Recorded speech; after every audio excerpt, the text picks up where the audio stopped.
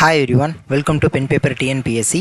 So இன்றைக்கி நம்ம polity second revision class பார்க்க போகிறோம். ஸோ போன இதில் எது முடிக்கும் பார்த்துருந்தோம் அப்படின்னா டிராஃப்டிங் கமிட்டி முடிக்கும் பார்த்துருந்தோம், மெம்பர்ஸ் ஆஃப் டிராஃப்டிங் கமிட்டி முடிக்கும் பார்த்துருந்தோமா.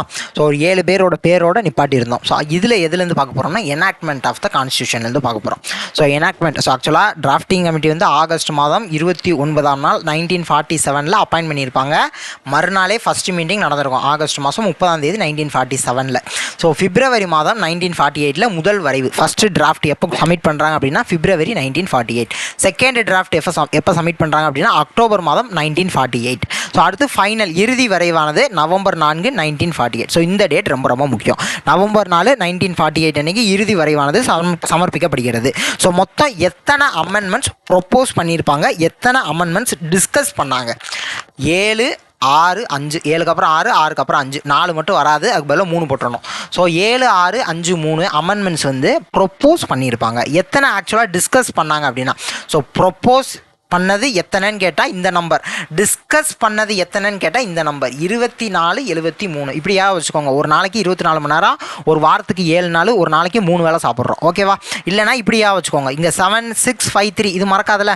7, 6, 5, 3 இதில் இந்த 7ஐயும் 3ஐயும் கடைசியாக போடணும். ஃபஸ்ட்டு 24 போட்டுறணும், அதுக்கப்புறம் 73. ஓகேவா? ஸோ அப்போ எத்தனை அமெண்ட்மெண்ட்ஸ் ப்ரப்போஸ் பண்ணாங்க, எத்தனை அமெண்ட்மெண்ட்ஸ் டிஸ்கஸ் பண்ணாங்க, இதெல்லாம் ஞாபகம் வச்சுக்க வேண்டிய விஷயம். அப்போ நவம்பர் 26, 1949 அன்னைக்கு, நவம்பர் 26, 1949 அன்னைக்கு தான் நம்மளுடைய கான்ஸ்டியூஷன் எனாக்ட் பண்ணப்பட்டது. ஸோ டேட் ஆஃப் அடாப்ஷன் என்னைக்குன்னு சொல்லி கேட்பாங்க.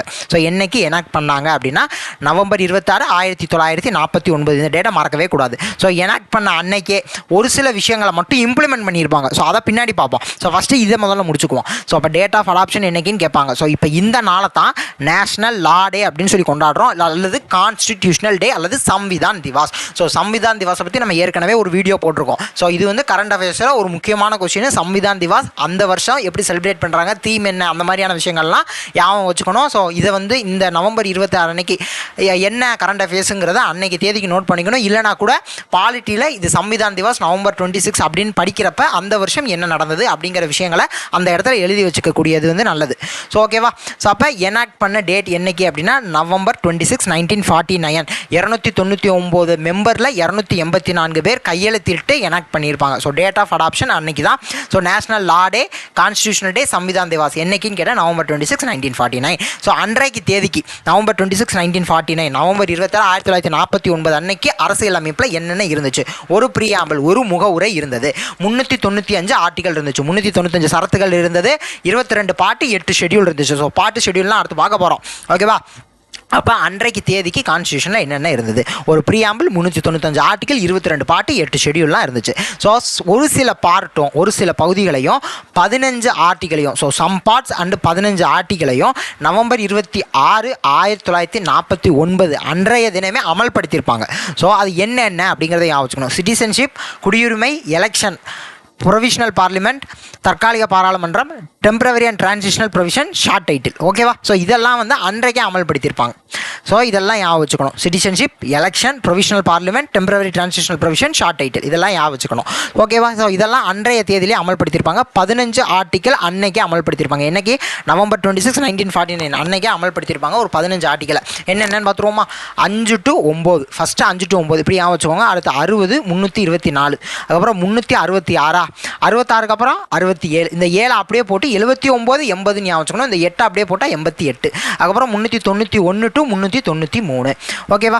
ஸோ 5 to 9, அதுக்கப்புறம் 60, 324, 66க்கு அப்புறம் 67, இந்த 7 அப்படியே போட்டால் 79, 80, இந்த 8 போட்டேன்னா 88ன்னு எழுதிக்குவேன். அப்புறம் 391 to 393. ஸோ கேள்வி எப்படி வரலாம் அப்படின்னா நவம்பர் 26, 1949 அன்னைக்கு இம்ப்ளிமெண்ட் பண்ணது எத்தனை ஆர்டிகல்னு கேட்கலாம். 15 ஆர்டிகல், அதை ஞாபகம் வச்சுக்கணும். ஸோ அதுக்கப்புறம் என்னென்ன ஆர்டிகல் அப்படிங்கிற மாதிரி, ஸோ எந்தெந்த ஏதாவது ஒன்று இம்ப்ளிமெண்ட் பண்ணாததை கொடுத்துட்டு இது எது இம்ப்ளிமெண்ட் பண்ணலைன்னு சொல்லி கேட்கலாம். ஸோ அப்போ இந்த நம்பர் எல்லாமே நமக்கு நல்லா ஞாபகம் இருக்கணும். ஸோ இந்த 15 நம்பரையும் நல்லா ஞாபகம் வச்சுக்கணும். ஸோ அடுத்து ஜனவரி 26, 1950 அன்னைக்கு மொத்த கான்ஸ்டியூஷனுமே அமல்படுத்தப்படுகிறது. ஸோ அதுதான் நம்மளுடைய ரிபப்ளிக் டேவாக நம்ம கொண்டாடிக்கிட்டு இருக்கோம் ஜனவரி 26ஆம் நாள். ஸோ ஜனவரி 26, 1950 அன்னைக்கு entire constitution game into force. So இதை ஞாபகம் வச்சுக்க வேண்டிய விஷயம். ஸோ இது வந்து ஏன் ஜனவரி 26ஆம் நாள் டிசைட் பண்ணுறாங்க அப்படின்னா லாகூர் செஷன். ஸோ ஐஎன்சியினுடைய ஒரு காங்கிரஸினுடைய ஒரு மாநாடு லாகூரில் நடந்திருக்கும். அந்த லாகூர் செஷன் வந்து டிசம்பர் மாதம் நடந்தது. 1929 டிசம்பர் மாதம் நடந்தது. ஸோ அன்றைய தேதியில் என்ன டிசைட் பண்ணியிருப்பாங்க அப்படின்னா ஜனவரி மாதம் 26ஆம் நாளை பூர்ண ஸ்வராஜ் டேவாக நம்ம கொண்டாடணும் அப்படின்னு சொல்லி டிசைட் பண்ணியிருப்பாங்க. ஸோ அதை நினைவு கூறும் வகையில் தான் ஜனவரி 26, 1950 வந்து நம்ம வந்து என்டையர் கான்ஸ்டியூஷனை வந்து அமல்படுத்தி அதை ரிபப்ளிக் டேவாக கொண்டாடிக்கிட்டு இருக்கோம். ஓகே தானே? ஸோ அவ்வளோதான். ஸோ அடுத்து நம்ம பார்க்க போகிறது எல்லாமே ஃபேக்ட்ஸ், அப்படியே ஞாபகம் வச்சுக்க வேண்டிய விஷயங்கள். Architect of constitution Ambedkar, father of constitution Ambedkar, modern Manu Ambedkar.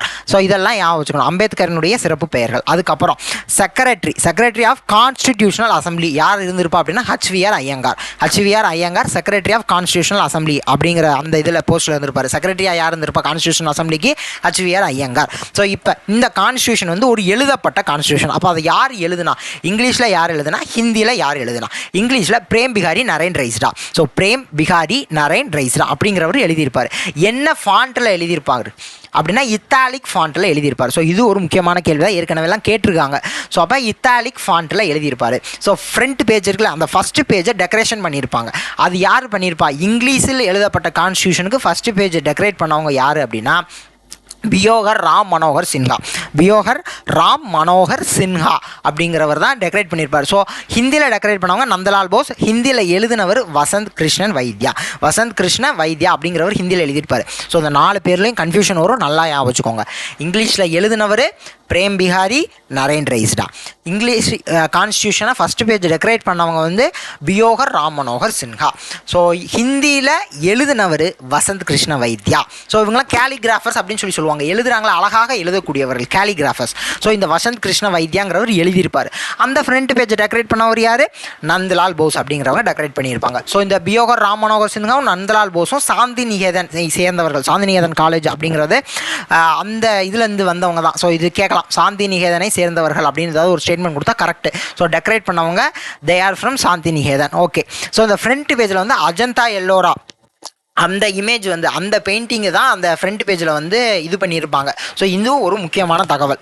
So அடுத்த விஷயம் என்ன அப்படின்னா சாலியன் ஃபியூச்சர்ஸ் ஆஃப் த. ஸோ இன்னொன்று என்னென்னா சீஃப் டிராஃப்ட்ஸ்மேன் யார் அப்படின்னா எஸ்என் முகர்ஜி. ஸோ இந்த பேரையும் ஞாபகம் வச்சுக்கணும். ஸோ இதெல்லாம் டேரெக்டாக கேள்வி கேட்குற விஷயங்கள். செக்ரட்டரி யார், சீஃப் டிராஃப்ட்ஸ்மேன் யார் அப்படின்னா டேரெக்டாக கேள்வி கேட்கக்கூடிய விஷயங்கள். எஸ்என் முகர்ஜிங்கிற பேரை ஞாபகம் வச்சுக்கணும். அடுத்து சாலியன் ஃபியூச்சர்ஸ் பார்க்க போகிறோம். ஸோ சாலியன் ஃபியூச்சர் நம்ம அரசியல் அமைப்புக்கே உரிய சிறப்பியல்புகள் என்னென்ன அப்படிங்கிற மாதிரியான விஷயங்கள் தான். ஃபஸ்ட்டு என்ன அப்படின்னா lengthiest written constitution. ஸோ மிக நீளமான எழுதப்பட்ட கான்ஸ்டிடியூஷன். ஸோ மிக நீளமான எழுதப்பட்ட. அப்போ ஃபஸ்ட்டு ரிட்டன் கான்ஸ்டியூஷன் வந்து USA America. So first return constitution America. So ஒரு சின்ன தகவல் ஞாபகம் வச்சுக்கலாம். ஸோ லென்த்தியஸ்ட் ரிட்டன் கான்ஸ்டியூஷன் முதல் சாலியன் ஃபீச்சராக சொல்லப்படுகிறது. So lengthiest return constitution. So lengthiest அப்படிங்கிறப்ப அரசியலமைப்பில் அன்றைய தேதியிலேயே என்னென்னலாம் இருந்துச்சுங்கிறத ஏற்கனவே சொல்லியிருக்கோம். ஓகே. ஸோ அதுக்கப்புறம் பிளெண்ட் ஆஃப் ரிஜிடிட்டி அண்ட் ஃப்ளெக்சிபிலிட்டின்னு சொல்லுவாங்க. அதாவது நம்மளுடைய அரசியல் அமைப்பில் ஒரு சிலது வந்து ரிஜிட்டாக இருக்கும். ஸோ அதை வந்து சேஞ்ச் பண்ணணும் அப்படின்னா அது வந்து ரொம்ப கஷ்டம் அப்படிங்கிற மாதிரி ஒரு சில விஷயங்கள் இருக்குது. அதே மாதிரி ஒரு சில விஷயங்கள் வந்து ஃப்ளெக்சிபிளாக இருக்கும். ஸோ அதை நம்ம ஈஸியாக மாற்றி அமைச்சு அப்படிங்கிற விஷயங்கள் இருக்கு. ஸோ அதனால ரிஜிடிட்டியும் ஃப்ளெக்சிபிலிட்டியும் ரெண்டுமே சேர்ந்து ரிஜிட்டாகவும் இருக்கும் ஃப்ளெக்சிபிளாகவும் இருக்கும். ரெண்டு விஷயங்களுமே இருக்கு அப்படிங்கிறது தான் செகண்ட் பாயிண்ட். மூணாவது point sovereign socialist secular democratic republic. Sovereign socialist secular democratic republic அப்படின்னு நம்மளுடைய கான்ஸ்டியூஷனை வந்து சொல்கிறோம். ஸோ அப்போ இந்த socialist sovereign socialist secular democratic ரிபப்ளிக்கா, இதில் இந்த சோசியலிஸ்ட் அப்படிங்கிற வார்த்தையையும் செக்யூலர் அப்படிங்கிற வார்த்தையையும் 42வது சட்ட திருத்தம் 1976 மூலம் சேர்க்கப்பட்டது. ஸோ இது இந்த இடத்துல கவனிக்க வேண்டிய விஷயம். சோவரின் சோசியலிஸ்ட் செக்யூலர் டெமோக்ராட்டிக் ரிபப்ளிக்னு சொல்கிறோம்ல, அதில் இந்த சோசியலிஸ்ட் அப்படிங்கிற வார்த்தையோ செக்யூலர்னா மதசார்பற்ற அப்படிங்கிற அந்த வார்த்தையையும் 42வது சட்ட திருத்தம் 1946 சேர்க்கப்பட்டது. ஸோ அடுத்த விஷயம் என்ன அப்படின்னா பார்லிமெண்ட்ரி ஃபார்ம் ஆஃப் கவர்மெண்ட். நம்ம நம்மளுடைய கவர்மெண்ட் நம்மளை வந்து ஆள்றது வந்து யார் அப்படின்னா பாராளுமன்றத்தில் இருக்கக்கூடியவர்கள் தானே. ஸோ அப்போ parliamentary form of government. So presidential form, parliamentary ஃபார்ம்லாம் இருக்குது. ஸோ இது வந்து இப்போதைக்கு ஞாபகம் வச்சுக்கோங்க. ஸோ பாராளுமன்றம் இருக்குல்ல, இந்தியாவில் பாராளுமன்றம் இருக்குது. ஸோ அங்கே இருக்கக்கூடிய உறுப்பினர்கள் வந்து தேர்ந்தெடுக்கிறவங்க தான் பிரைம் மினிஸ்டராக இருக்காங்க. ஸோ அப்போ நம்மளுடைய டாப் பவரில் பிரைம் மினிஸ்டர் இருக்காரா. ஸோ அப்போ ரியல் பவர் அப்படின்னு சொல்லுவோம். ஸோ நாமினல் பவர், ரியல் பவர்னு சொல்லுவோம். நாமினல் பவர் வந்து பிரசிடென்ட்டு, ரியல் பவர் அப்படிங்கிறப்ப வந்து பிரைம் மினிஸ்டர்லாம் வருவாங்க. ஸோ ஓகே, ஸோ அதெல்லாம் அப்போ படிப்போம் நம்ம. ஸோ இதில் வந்து parliamentary form of government. So இதை மட்டும் இந்த இடத்துல ஞாபகம் வச்சுக்கோங்க. நமக்கு பாராளுமன்றம், இந்தியா பாராளுமன்றம் இருக்குல்ல, அப்போ நம்ம வந்து parliamentary form of government. So அடுத்த விஷயம் சிங்கிள் சிட்டிசன்ஷிப். ஸோ இந்தியாவில் இருக்கக்கூடிய எல்லாருக்கும் ஒற்றை குடியுரிமை, இந்திய அரசால் கொடுக்கப்படுகிறது ஒற்றை குடியுரிமை தான் இருக்குது. ஸோ இப்போ உதாரணத்துக்கு இப்போ இந்தியாவில் நான் இருக்கேன், தமிழ்நாட்டில் இருக்கோம். ஸோ அப்போ எனக்கு இந்தியாவுக்கு ஒரு சிட்டிசன்ஷிப்பு, தமிழ்நாட்டுக்கு ஒரு சிட்டிசன்ஷிப்லாம் கிடையாது. நான் இந்தியன் அப்படிங்கிற ஒரு சிட்டிசன்ஷிப் தானே இருக்குது. ஸோ அதான் சிங்கிள் சிட்டிசன்ஷிப். Single citizenship. அடுத்த விஷயம் என்ன அப்படின்னா யூனிவர்சல் அடல்ட் ஃப்ரான்ச்சைஸ், வயது வந்தோர் வாக்குரிமை. ஸோ ஃபஸ்ட்டு வந்து 21 வயதாக இருந்தது. ஸோ 21 வயசுக்கு அப்புறம் தான் ஓட்டு போடணுன்னு இருந்துச்சு. இப்போ 18 வயதாக மாற்றிட்டாங்க. ஸோ இப்போ 18 வயது தான் இருக்குது. ஸோ அது எப்போ மாற்றினாங்க அப்படின்னா 61வது சட்ட திருத்தம் 1988.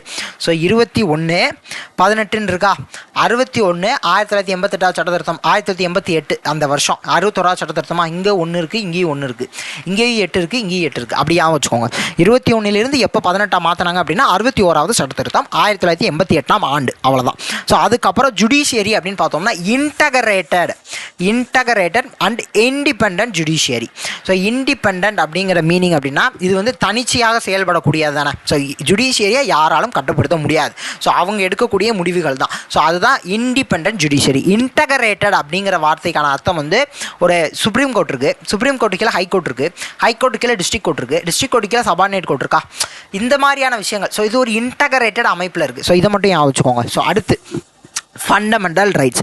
நமக்கான ஃபண்டமெண்டல் ரைட்ஸ், அடிப்படை உரிமைகள் இருக்குல்ல. ஸோ இதுவும் ஒரு சாலியன்ட் ஃபீச்சர். ஸோ அதுலேயும் குறிப்பாக எஜுகேஷ்னல் ரைட்ஸ், ஸோ கல்விக்கான உரிமை. ஆர்டிக்கல் 21A 86வது சட்ட திருத்தம் 2002 மூலமாக இந்த ஆர்டிக்கல் வந்து சேர்க்கப்பட்டது. அதில் நம்ம குறிப்பாக ஞாபகம் வச்சுக்க வேண்டிய விஷயம் வந்து ரைட் டு எஜுகேஷன் ஆக்ட் 2009ஆம் ஆண்டு ஏப்ரல் 1, 2010 அது அமல்படுத்தப்பட்டிருக்கும். RTE அப்படின்னு சொல்லுவாங்க. அதாவது right of children to free and compulsory education act அப்படின்னு சொல்லுவாங்க. இது வந்து 2009.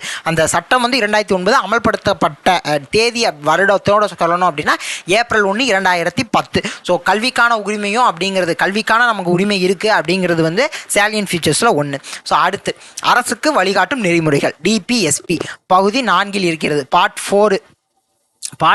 4 ஆர்டிகல் 36 to 51. ஸோ DPSP பார்க்குறப்ப அது இன்னும் தெளிவாகவே பார்க்கலாம். ஸோ அடுத்து ஃபண்டமெண்டல் டியூட்டிஸ், அடிப்படை கடமைகள். அடிப்படை உரிமைகளும் இருக்குது, அடிப்படை கடமைகளும் இருக்குது. ஓகேவா. அது வந்து ஆர்டிக்கல் 51A 42வது சட்ட திருத்தம் 1976 மூலமாக சேர்க்கப்பட்டது. ஸோ அடுத்து federal system with unitary bias. So இதில் வந்து ஒரு 4 நபர்கள் சொன்ன, அதாவது ஸ்காலர்ஸ் ஒப்பீனியன்னு சொல்லுவாங்க. அவர்கள் வந்து அறிஞர்கள் மாதிரி. ஸோ அவங்க பாலிட்டியில் நிபுணர்கள், அவங்க என்ன இதை பற்றி சொல்கிறாங்க. அதாவது இந்தியாவில் அந்த கூட்டாட்சி முறைன்னு இருக்குல்ல, federal system with unitary bias அப்படின்னா கூட்டாட்சி முறை. ஃபெடரல் சிஸ்டம்னா கூட்டாட்சி, மத்திய மாநிலன்னு இருக்குது, அது கூட்டாட்சி முறை. ஆனால் யுனைட்ரி பயாஸ் அதாவது ஒரு சில விஷயத்தில் வந்து மத்திய அரசுக்கு அதிகாரம் அதிகம். ஸோ அந்த விஷயத்தில் என்னென்ன சொல்கிறாங்க. கேசி வியரே அப்படிங்கிறவர் என்ன சொல்கிறாருன்னா குவாசி ஃபெடரேஷன் சொல்கிறாரு.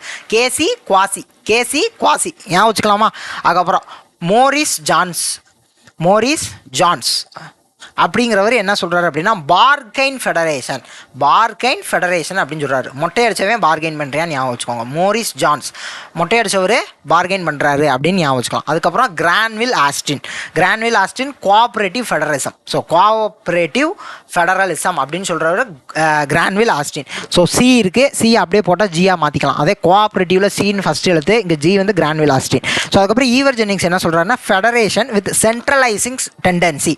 ஸோ அதாவது இது யார் சொன்னா அப்படிங்கிற மாதிரி ஸ்டேட்மெண்ட் கேட்பாங்க. ஸோ அதுக்காக தான் இந்த இடத்துல மென்ஷன் பண்ணுறோம். ஈவர் ஜென்னிங்ஸ் என்ன சொல்கிறாரு, federation with centralising tendency. So அதற்கப்புறம் emergency provision article 352 national emergency, 356 state emergency, அதாவது பிரசிடென்ட் ரூல்னு சொல்கிறாங்களா அதுதான். ஸோ ஆர்டிகல் 360 ஃபினான்ஷியல் எமர்ஜென்சி, அதாவது நிதி நெருக்கடி அப்போ இது பண்ணுறது ஃபினான்ஷியல் எமர்ஜென்சி. ஃபினான்ஷியல் எமர்ஜென்சி இது முடிக்கும் வரவே கிடையாது. ஸோ அப்போ 352, 356, 360 ஸோ எமர்ஜென்சி ப்ரொவிஷன்ஸ் படிக்கிறப்ப இந்த அவசர கால நிலை சட்டங்கள் அதெல்லாம் படிக்கிறப்ப நம்ம அதை படிப்போம். ஓகே, ஸோ இப்போதைக்கும் அதுவும் ஒரு சாலியன் ஃபீச்சர்ஸ் அப்படிங்கிறத மட்டும் ஞாபகம் வச்சுக்கணும். அதுக்கப்புறம் இண்டிபெண்டன்ட் கான்ஸ்டியூஷனல் பாடி, அதாவது தனிச்சையாக செயல்படக்கூடிய அரசியலமைப்பிலே அதற்கான சரத்துக்கள் இருக்கக்கூடிய அமைப்புகள் என்னென்ன. எலெக்ஷன் கமிஷன், கரெக்டாக? ஸோ எலெக்ஷன் கமிஷன், ஸோ இது எல்லாத்தையுமே புல்வார்க் ஆஃப் டெமோக்ராட்டிக் சிஸ்டம் ஆஃப் கவர்மெண்ட்னு சொல்லுவாங்க. புல்வார்க் அப்படிங்கிற வார்த்தை, இந்த வார்த்தையை ஞாபகம் வச்சுக்கணும். இண்டிபெண்டன்ட் கான்ஸ்டியூஷனல் பாடி எல்லாத்தையும் புல்வார்க் அப்படின்னு சொல்லுவாங்க. ஸோ என்னென்ன அப்படின்னு சொல்லி ஒரு 2-3 எக்ஸாம்பிள். எலெக்ஷன் கமிஷன், ஸோ தனிச்சையாக செயல்படக்கூடிய ஒரு அமைப்பு எலெக்ஷன் கமிஷன். யூபிஎஸ்சி, அதே மாதிரி நம்ம இருக்கக்கூடிய ஸ்டேட்டில் இருக்கக்கூடிய பப்ளிக் சர்வீஸ் கமிஷன், உதாரணத்துக்கு டிஎன்பிஎஸ்சி தமிழ்நாட்டில் இருக்கக்கூடியது. ஸோ அதுக்கப்புறம் சிஏஜி, ஸோ இவங்க எல்லாருமே இண்டிபெண்ட்டாக செயல்படக்கூடியவங்க. ஸோ அடுத்து 3 tier government, first union government, அதுக்கப்புறம் ஸ்டேட் கவர்மெண்ட், அதுக்கப்புறம் லோக்கல் செல்ஃப் கவர்மெண்ட் இருக்குல்ல, ஊராட்சி பஞ்சாயத்து அமைப்புகள், ஊராட்சி அமைப்புகள் அப்படின்னு சொல்லி சொல்கிறோம்ல, பஞ்சாயத்து ராஜ் அப்படின்னு சொல்கிறோம்ல. இது வந்து இந்த ரூரல் லோக்கல் செல்ஃப் கவர்மெண்ட் எந்த சட்டத்திருத்தத்தின் மூலமாக கொண்டு வரப்பட்டதுன்னா 73வது சட்டத்திருத்தம் 1992.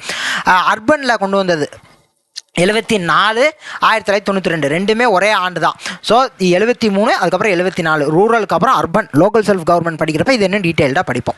அதுக்கப்புறம் கோஆப்ரேட்டிவ் சொசைட்டி கூட்டுறவு அமைப்புகள் 97th அமெண்ட்மெண்ட்டு 2011 97 2011 இந்த இதை மட்டும் இந்த இடத்துல போய் ஞாபகம் வச்சுக்கலாம். ஸோ அதுக்கப்புறம் ட்ரான் ஃப்ரம் வேரியஸ் சோர்சஸ், அதாவது நம்ம கான்ஸ்டியூஷனில் இருக்கக்கூடிய விஷயங்கள் எல்லாமே பல கான்ஸ்டியூஷன் பல அரசியல் அமைப்பு பல சோர்சஸ்லேருந்து பெறப்பட்டது. ஸோ ஆக்சுவலாக அம்பேத்கருமே சொல்லியிருப்பார் அந்த விஷயத்த. ஸோ இது வந்து பல இதிலிருந்து எடுத்து தான் நம்ம இதில் வந்து வச்சுருக்கோம் அப்படின்னு சொல்லியிருப்பாங்க. ஸோ அந்த பாயிண்ட்டையும் ஞாபகம் வச்சுக்கணும். ட்ரான் ஃப்ரம் வேரியஸ் சோர்சஸ், பல அரசியல் அமைப்பு பல சோர்சஸ்லேருந்து எடுத்து தான் நம்மளுடைய அரசியல் அமைப்பில், ஆனால் நமக்கே உரித்தான விஷயங்கள், அதாவது எடுத்தாலும் அது வந்து நம்ம காப்பி பேஸ்ட் பண்ண மாதிரி கிடையாது, நம்மளுக்கு இதானது நம்ம எழுதுனது. ஸோ அதையும் நம்ம ஞாபகம் வச்சுக்கணும். So drawn from various sources. அடுத்த விஷயம் synthesis of parliament sovereignty and supremacy of supreme court. So இந்த பாயிண்ட், அதாவது பாராளுமன்றம் ஒரு உச்ச அமைப்பு, ஆனால் சுப்ரீம் கோர்ட் வந்து எதற்குமே யாராலையுமே கட்டுப்படுத்த முடியாத அளவுக்கு ஒரு சூப்பர்மெசி இருக்குல்ல. இப்போ பாராளுமன்றம் ஒரு சட்டம் இயற்றுது, ஓகேவா, அதை சுப்ரீம் கோர்ட் நினச்சா இந்த சட்டம் சொல்லணும் சொல்லாது அப்படின்னு சொல்லி ஜுடிஷியல் ரிவ்யூ படி சொல்லிட்டு போய்கிட்டே இருக்கலாம். ஸோ அதுதான் synthesis of parliament sovereignty and supremacy of supreme court. So இந்த விஷயத்தை ஞாபகம் வச்சுக்கணும். ஸோ இதெல்லாம் சாலியன்ட் ஃபியூச்சர்ஸ் அப்படின்னு சொல்லி ஒரு 17 விஷயங்கள் சொல்லியிருக்கோம். ஸோ 18 விஷயம் சொல்லியிருக்கோம். ஸோ ஆக்சுவலாக மெயின்ஸ்லேயே இந்த கேள்வியெல்லாம் கேட்டிருக்காங்க. மெயின்ஸ்லலாம் ஒரு 1.5 பக்கம் இருந்துச்சு அப்படின்னா இந்த 18 டைட்டிலை மட்டும் எழுதி ஏதோ ஒரு வார்த்தை 2 வார்த்தை எழுதுறதுக்கு தான் இடம் இருக்கும். இந்த 18 டைட்டில் இடையில ஒரு வரி 2 வரி எழுதிக்கிட்டோம் அப்படின்னா இந்த கொஷின் சூப்பராக ஆன்சர் பண்ணிடலாம். ஸோ நெக்ஸ்ட் வீடியோவில் பார்க்கலாம். Thank you to all. தேங்க்யூ.